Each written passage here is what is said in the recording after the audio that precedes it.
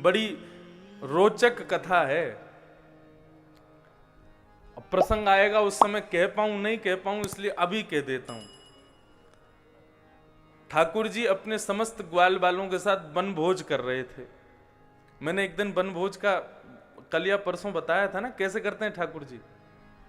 विभ्रद वेणुम जठर पटयो श्रांग वित्रे चकक्षे वामे बाहे मृषण कवये। बहुत सुंदर वर्णन किया गया श्री सुखदेव जी के द्वारा। कैसे लगते हैं ठाकुर जी जब वन में जाते हैं, मतलब एक प्रकार से ठाकुर जी जब अपनी पिकनिक करने जाते हैं तो कैसे जाते हैं।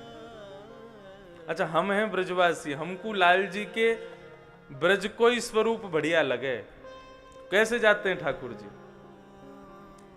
विब्रद वेणुम जठर पटयो श्रांग वित्रे कच्छे।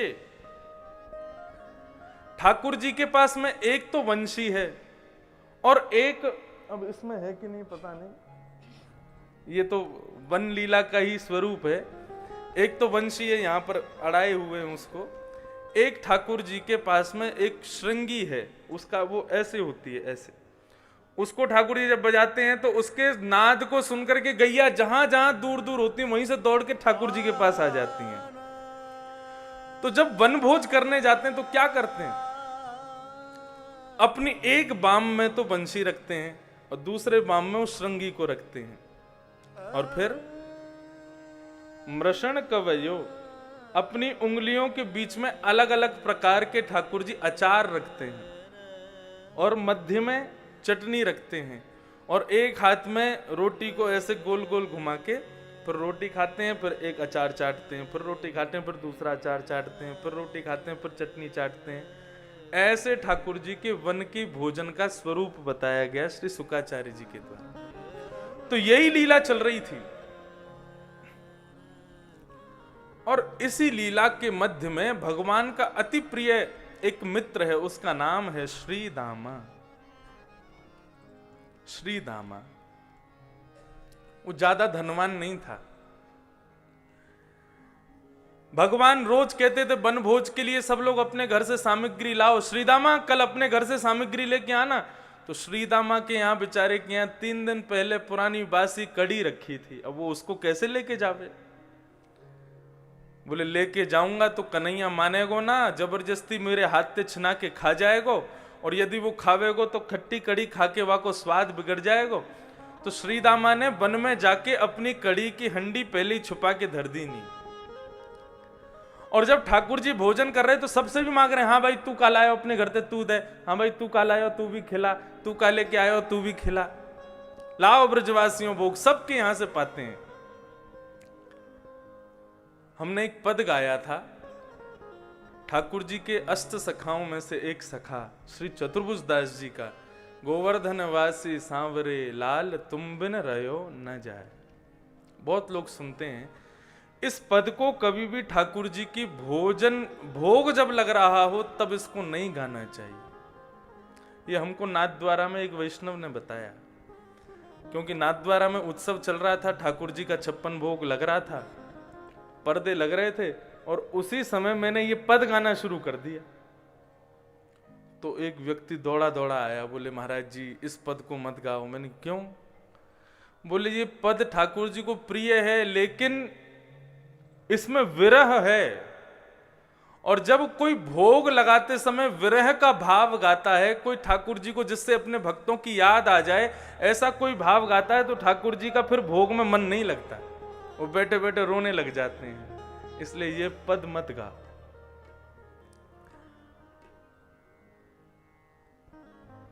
क्योंकि पर्दे का भाव एक और होता है कि जब हम ठाकुर जी के सामने भोग अर्पित करते हैं, पर्दा लगा देते हैं, तो ठाकुर जी अकेले नहीं होते, अपने सबरे सखाओं को बुला लेते हैं और कहते हैं देख आज पुजारी ने कहा रखो है भोजन में, क्या सब्जी बनाई है, कहा रोटी बनाई है, कहा पदार्थ बनाए, सब लोग आपस में मिल बांट के खाते हैं। फिर तो ऐसे ही ठाकुर जी सबके यहाँ के प्रसादी पा रहे थे, तभी ठाकुर जी ने कहा मधुमंगल तू कहा लेके आयो है। मधुमंगल बोलो ना कछु ना लेके आयो। अरे मुझको बता कहा लेके आयो है। इतने में ही मधुमंगल ने वो बासी कढ़ी को हंडी ठाकुर जी को दिखाई।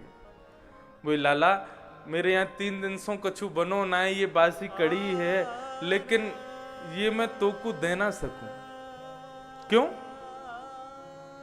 बासी है, खट्टी है, तू खाएगो तो तेरा स्वाद बिगड़ जाएगा। अब तो ठाकुर जी जिद करने लगे, पीछे दौड़े, आगे आगे मधुमंगल दौड़े। बोले लाला जिद मत करे, मैं तो को ना पवाऊंगा। इतने में ही जोर से दौड़ करके मधुमंगल दूर गया और एक पेड़ पर चढ़ करके संपूर्ण वो कड़ी का हंडी मुख से लगा करके पीने लगा,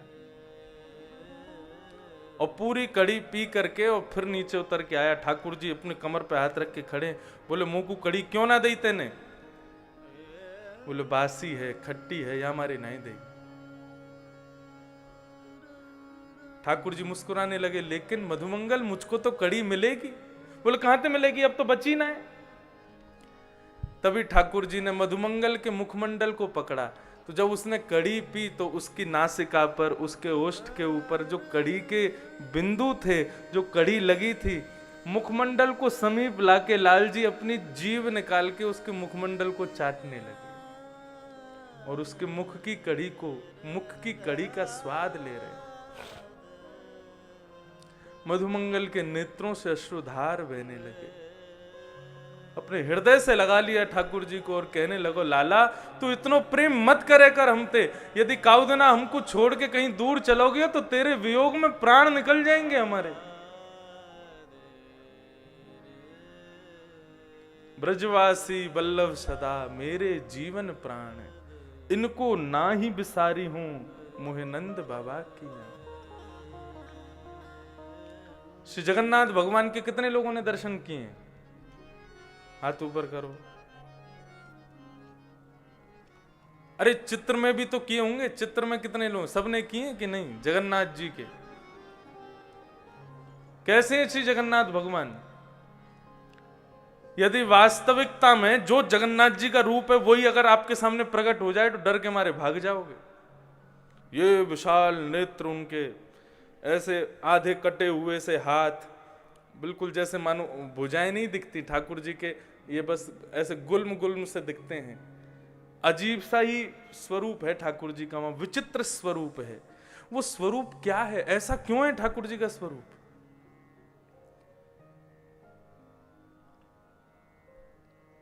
ये भक्त विरह वेदना में भगवान के अंग प्रत्यंग पिघल गए अपने भक्तों की याद करते हुए, तब श्री जगन्नाथ भगवान का स्वरूप प्रकट हुआ। और ये भुजाएं खड़ी हैं, इसका मतलब क्या है कि मतलब जब कोई वैष्णव भक्त, कोई ब्रजवासी उनके सामने आता है तो ठाकुर जी मानो उसी के लिए भुजा खड़ी करके खड़े हैं कि तू भैया आ जा, तू दूर मत खड़ो और मेरे पास आके मुंह को अपने हृदय से लगा ले। ऐसे हैं श्री जगन्नाथ भगवान, वो अपने भक्तों के विरह में आज भी ऐसे ही खड़े हैं। तो मधुमंगल के साथ ये जो लीला ठाकुर जी की चल रही थी, इस लीला को देख करके आकाश में बैठे हुए संपूर्ण लीला का दर्शन कर रहे ब्रह्मा को क्रोध आया और ब्रह्मा बोला कि भाई ये इतने दिन से लीला जो कर रहा है, मुझे तो लगता है ये कोई ब्रह्म नहीं है, ये कोई भेलूपिया है, रूप बदल करके और पृथ्वी पर कृष्ण के नाम से और अपनी जय जयकार करवा रहा है। अरे यज्ञ भोक्ता भगवान, जिसको अत्यंत शुद्ध सामग्रियां चढ़ाई जाती हैं, वो एक ब्रजवासी बालक ग्वारिया के मुख पर लगी हुई झूठी कड़ी को जीभ से चाट रहा है। ये ब्रह्म नहीं हो सकता, ये ईश्वर नहीं हो सकता। और भगवान की परीक्षा लेने के लिए, अब भगवान तो मधुमंगल के साथ दूर खड़े हैं, ब्रह्मा जी आए और आकर के समस्त ग्वाल वालों का हरण करके अपने ब्रह्मलोक ले गए। भगवान लौट करके यहां आने लगे तो पीछे से मधुमंगल का भी हरण करके ले गए। अकेले ठाकुर जी रह गए पूरे वन में। ठाकुर जी ने चारों ओर देखा, बोले मेरी गैया कहां गई, मेरे बछड़ा कहां गए, मेरे ग्वाल बाल सब मित्र सखा कहां गए। खूब खोजा, जब भी नहीं मिले तब नेत्र बंद करके ध्यान लगाया, बोले कहां हैं समस्त ब्रजवासी गण। तभी देखा कि वे तो ब्रह्मलोक में बैठे हैं, ब्रह्मा ने उनको बंदी बना रखा है। ताम्र वर्ण हो गया चेहरे का ठाकुर जी के। बोले परीक्षा लेता है हमारी, अभी बताते हैं। तुरंत ठाकुर जी ने अपनी मायावी शक्तियों का आमंत्रण किया और जितने ग्वाल बालों का हरण करके ब्रह्मा जी ले गए थे उतने ग्वाल बाल ठाकुर जी में से ही प्रकट हो गए। और प्रकट होकर के मतलब ये मधुमंगल, श्रीदामा आदि जितने भी ठाकुर जी के मित्र हैं सब ठाकुर जी में से ही प्रकट हो गए। और भगवान अपनी लीला पुनः वैसे जैसे पहले कर रहे थे वैसे ही करते हुए वापस वृंदावन को चले गए। 1 वर्ष हो गया। 1 वर्ष बाद ब्रह्मा जी सोचते हैं कि अब देखूं बेलूपिया कृष्ण बिलबिला रहा होगा, अपने मित्रों की सखाओं की याद में रो रहा होगा, जाके देखूं तो सही क्या कर रहा है। ब्रह्मा जी ने जैसे ही आकर के देखा तो जितने ग्वाल बालों का हरण करके ले गए वो समस्त ग्वाल बाल तो नीचे भ्रमण कर रहे हैं, उनके संग में कृष्ण गौचारण कर रहे हैं, उन्हीं के संग कृष्ण बैठ करके भोजन कर रहे हैं, आनंद कर रहे हैं। ब्रह्मा जी को लगा राम राम राम, मैंने बहुत बड़ा अपराध कर दिया, मैंने साक्षात भगवान का परीक्षा ली, अब मुझको शापित होने से कोई नहीं रोक सकता। पुनः ब्रह्मलोक की ओर जाने लगे तो यहां लीला क्या हो गई, जब ब्रह्मा जी नीचे पृथ्वी पर आए इतने में ही भगवान ब्रह्मा जी का रूप धारण करके और ब्रह्मलोक चले गए। और ब्रह्मा जी के द्वारपालों को बोला यदि कोई बेलूपिया आवे तो मार पीट के भगा देना उसको। अब ब्रह्मा के रूप में भगवान बैठे हैं ब्रह्मलोक में। अब असली ब्रह्मा पहुंचे और जैसी असली ब्रह्मा पहुंचे अंदर प्रवेश करने लगे, द्वारपालों ने द्वार बंद कर दिया। बोले कहां जा रहे हो? ब्रह्मा जी बोले तुम्हारी इतनी हिम्मत, मुझको रोकते हो? मैं ब्रह्म हूं, इस लोक का स्वामी हूं, 2 मिनट लगेगा, तुम लोगों को अभी इस्तीफा दे दूंगा, निकाल दूंगा अपने यहां से। द्वारपाल डंडा लेके भागे हुए, तू क्या निकालेगा, हम भगाएं तेरे को अभी? ब्रह्मा जी बोले तुम लोगों की स्थिति ऐसी क्यों हो गई है, मुझ पर शक क्यों कर रहे हो? तब ब्रह्मा जी के द्वारपालों ने कहा कि असली ब्रह्मा तो भीतर बैठे और उन्होंने ही हमसे कहा था कि बेलूपिया आए तो भगा देना। तुम बेलूपिया हो, असली ब्रह्मा तो भीतर है। ब्रह्मा जी समझ गए कि मेरा रूप धारण करने की सामर्थ्य केवल और केवल नारायण में है और किसी में नहीं। अच्छा ठीक है, मैं नकली ब्रह्मा हूं, लेकिन असली ब्रह्मा से 2 मिनट चर्चा करने के लिए भीतर आ सकता हूं, उनको प्रणाम करने आ सकता हूं? बोले रुको हम पूछ के आते हैं। पूछने के लिए गए तो भगवान से कहा कि महाराज नकली बेलूपिया खड़ा है आपका बाहर, क्या करें? बोल रहा है आपसे मिलना। बोले बुलाओ, अंदर बुलाओ उसको। अब जैसे ही ब्रह्मा जी भीतर प्रवेश किए तो सबको तो भगवान ब्रह्मा दिख रहे हैं, लेकिन ब्रह्मा को साक्षात नारायण के रूप में दिख रहे हैं। तब जाकर के चरणों में प्रणाम किया, बोले क्षमा कर दो प्रभु। और तब उन्होंने स्तुति गाई, ब्रह्म स्तुति। नौमिड्यते प्रभुपुषे तडिदम्बराय गुंजावतं सपरिपेक्षल सन्मुखाय वन्यस्त्रजे कवलवेत्र विशाल वेणु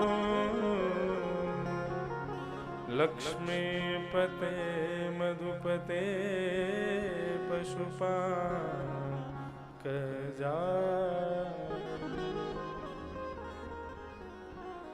ब्रह्मा जी ने खूब लंबी चौड़ी स्तुति गाई, लेकिन भगवान ने उनको क्षमा नहीं किया।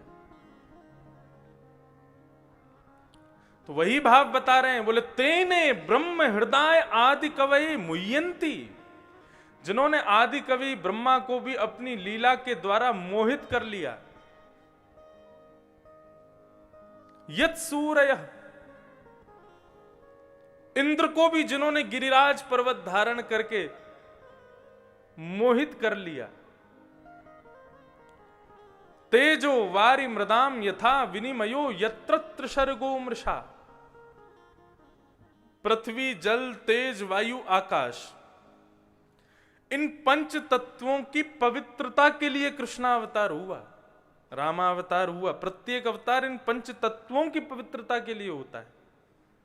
ठाकुर जी ने अपनी लीला के द्वारा तेजो यानी कि अग्नि को पवित्र किया। 2 बार अग्नि लगी ब्रजमंडल में, ठाकुर जी पी गए। तो अग्नि, उसके बाद वायु। तो वायु के रूप में तृणावर्त नाम का एक राक्षस आया था, उसको मार करके ठाकुर जी ने वायु को पवित्र किया। पृथ्वी, मिट्टी खा करके ठाकुर जी ने पृथ्वी को पवित्र किया। तो पृथ्वी, जल, अग्नि और उसके पृथ्वी, वायु, अग्नि, उसके बाद आता है जल। तो कालिया नाग का मर्दन करके ठाकुर जी ने जल की रक्षा की, जल का संवर्धन किया। और अंतिम आकाश, पृथ्वी, जल, तेज, वायु, आकाश। तो महाराज की लीला करते हुए ठाकुर जी ने खुले आकाश में शरद पूर्णिमा की चंद्रमा को साक्षी बनाते हुए इस पूरे आकाश मंडल को पवित्र किया। तो पृथ्वी, जल, तेज, वायु, आकाश। तेजो वारी मृदाम यथा विनिमयो यत्र सर्गो मृषा। 3 स्थानों पर लीला की भगवान ने, ब्रज, द्वारिका और हस्तिनापुर। यत्र सर्गो मृषा, ये अमृष दिखने वाली, मिथ्या दिखने वाली लीला ठाकुर जी की अति श्रेष्ठ हैं, अति सत्य हैं। धामना स्वेन सदा निरस्त कुहकम। अपने धाम को गमन करने से पूर्व उद्धव को अपने सामने बिठा करके भागवत धर्म का निरूपण करने वाले ऐसे परम सत्य श्री कृष्ण को सत्यम परम धीमहि हम उनको प्रणाम करते हैं। संपूर्ण कृष्ण कथा एक श्लोक में, ये भागवत का प्रथम श्लोक है। ये संपूर्ण राम कथा भी इसी श्लोक में है। हमने पूज्य पिताजी महाराज के गुरुदेव के संपूर्ण जीवन चरित्र को इस श्लोक में सुनाया। सब कुछ है इस श्लोक में, सब कुछ। आप वैयाकरण कैसे भी इस श्लोक का अर्थ कर सकते हैं, इतना विलक्षण ये श्लोक है।